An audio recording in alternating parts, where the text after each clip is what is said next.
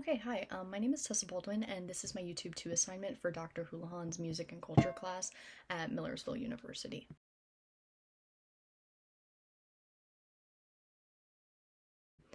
This presentation will summarize the content in Section 3 as well as Section 4 of the class, which are modules 11 through 15.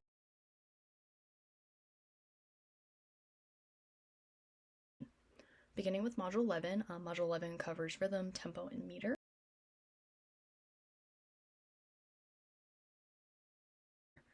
In rhythm, when sounds are placed one after another, the combined durations create what is known as rhythm. A basic component of rhythm is pulse or a beat, and pulse is what enables us to march, dance, or tap a finger to music. The pulse in music may move at different rates, which is what we call tempo. Rhythm is connected to movement and through tension and relaxation. Pace refers to the relative speed of a piece of music as a whole and ranges from fast to slow. Leopold Stokowski said that silence is the canvas on which music is painted, and I believe that he meant that without silence between sounds, music would have absolutely no meaning.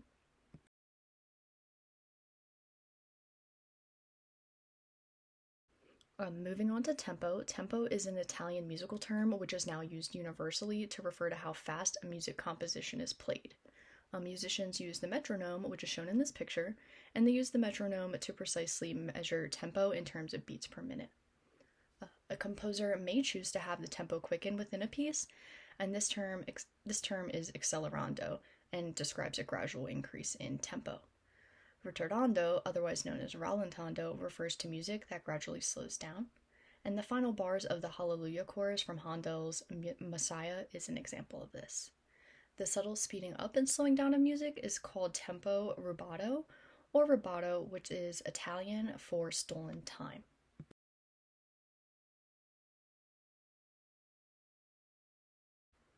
And then moving along to meter.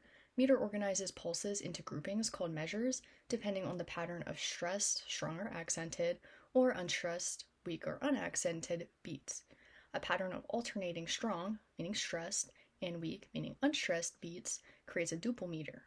A pattern in which a strong beat is followed by two weak beats creates a triple meter. The Rite of Spring by Igor Stravinsky creates a strong pulse with frequent accents, but it has no recurring pattern to create a clear duple or triple meter.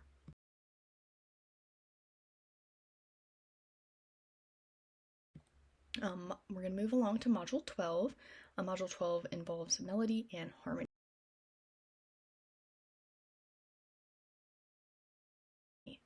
So the word melody comes from the Greek term melodia, which means singing or chanting. The arrangement of successive pitches that a composer uses when building a melody gives it a unique melodic contour. The shape of a melody may be described in terms consisting of conjunct and disjunct motion or repeated pitches. Melodies that jump from one pitch or another are referred to as disjunct melodies. And the triumphal march continues while having the pitches get closer together. So this is when melodies that move between adjacent pitches, this refers to what we know as conjunct melodies. Sometimes melodies, or at least some portions of melodies, repeat the same pitch, and Tchaikovsky's March from the Nutcracker is an example of a melody that makes extensive use of repeated pitches. So pitches do move from one to another, and this means that they move with direction. So a melody can begin on a high pitch and move downward, or it can begin on a lower pitch and move upward. So if a melody repeats a tone, its direction stays the same and unchanged, and this is described to be a static melody. Another example, so if the highest tone of a melody is within 4 to 5 tones of the lowest tone, it is described as having a narrow range, and if there are more intense highs and lows in a melody, it is said to have a wide range. Most melodies have one pitch that is emphasized above the others. This is referred to as the tonal center, and the tonal center is determined by the scale and chords used in the harmony of the piece. Movement away from the tonal center creates a feeling of tension, which is released by a return to that tonal center. And then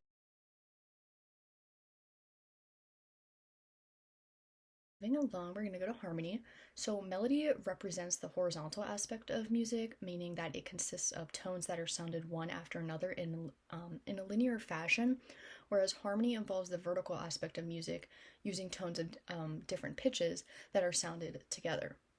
The smallest harmonic unit is made up of two pitches with different letter names sounding together. So a harmony of three or more pitches is called a chord. And if the notes of a chord are played one after another rather than simultaneously, the result is called an arpeggio. When two simultaneous pitches of the same letter name are sounded together, the result is a unison, not a harmony.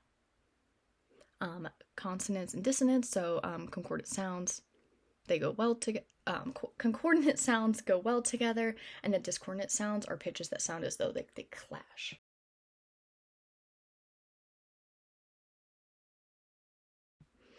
Moving along to Module 13, this deals with texture and form.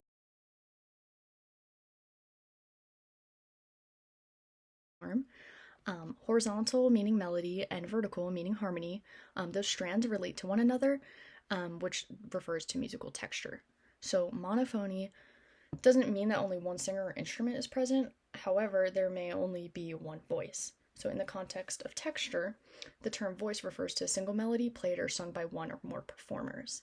A large number of monophonic pieces are written in plain chant, otherwise known as Gregorian chant, which we'll get to later on. Independence and equality of voices are the defining characteristics of polyphony, and homophony is the most common texture which is found in Western music.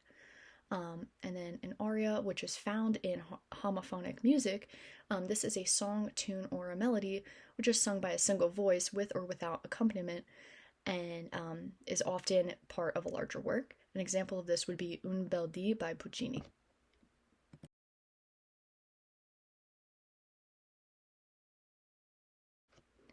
We're going to move on to form. Form may be thought of as a pattern or a roadmap, and pretty much it's a plan. Musical form may be defined as the overall structure and organization of the flow of musical time. So the composer is able to hold the listener's interest through the manipulation of unity, and unity is achieved mainly through repetition, as well as variety, which is achieved through change and contrast. So when a listener hears a composition, the mind remembers certain sounds and musical phrases that act as signposts, and the recognition of these signposts calls attention to what is repeated and what is altered. Strophic form is mainly used in songs that contain verses, usually 4 to 8 phrases long. So each verse is sung to the same music, with the melody and the harmony being unchanged. Many folk songs, spirituals, and hymns are in strophic form. Rondo form is a musical pattern based on the principle of repetition. In a rondo, the main theme reappears at least 3 times, and the theme and its repetitions are clearly separated by contrasting episodes. Binary form is the simplest form that composers use and consists of 2 sections represented by the pattern A to B. And ternary form is based on a combination of the principles of repetition and contrast, and it follows an A to B to A pattern.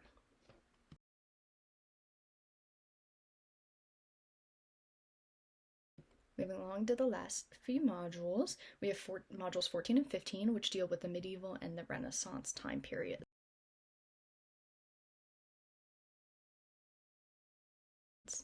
So the medieval period occurred from the 11th to the 15th century, and the invention of musical notation, which initially indicated pitch but later also duration, allowed the creation and preservation of musical manuscripts, which also made it possible for modern musicologists and theorists to have any semblance of certainty regarding early music performance practices. The development of polyphonic music took place mainly in northern France between the 12th and 14th century, and the motet is a form of music that came to be during this time. The parallel movement of 2 voices at a fixed interval is referred to as an organum, and the major form of sacred vocal music in the Middle Ages was Gregorian chant. The Gregorian chant is a form of monophonic liturgical music that accompanies the celebration of Mass and is named after Pope Gregory I. In early motets, the lyrics for the second, meaning upper voice, paraphrased by the chant, which was sung by the lower voice. That's what a motet is. And then in the 14th century, the motet increased in length and became very musically complex. The Gregorian chant is known as a plain chant, or the Old Roman chant, and is the official music of Western Roman liturgy. The ordinary of Mass is generally constant throughout the year and includes the Kyrie, Gloria, Credo, Sanctus, and Agnus Dei. And the chants of the proper are those that vary according to the liturgical season, saint, or event that's being celebrated. And that includes the introit, gradual, alleluia, offertory, and communion. Secular music is strong dance-like music, and yeah, it's a combination of instruments and voices.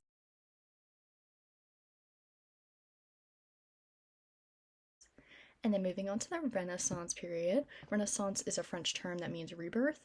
And during the medieval period, religion dominated. But then during the Renaissance period, individualism, humanism, and secular views dominated. The Renaissance period was from 1450 to about 1600. And then the time period is considered to be the golden age of choral music because more choral music, mainly for small ensembles, was written in this period than at any other time in music history. The motet, mass, anthem, chanson, and madrigal were choral music forms, and composers kept the Gregorian's original chant as the basis for the main melody of the cantus firmus. And then pictured here, you can see the vihula. The vihula is considered to be the precursor of modern classical guitar and evolved in the mid 1400s in Spain.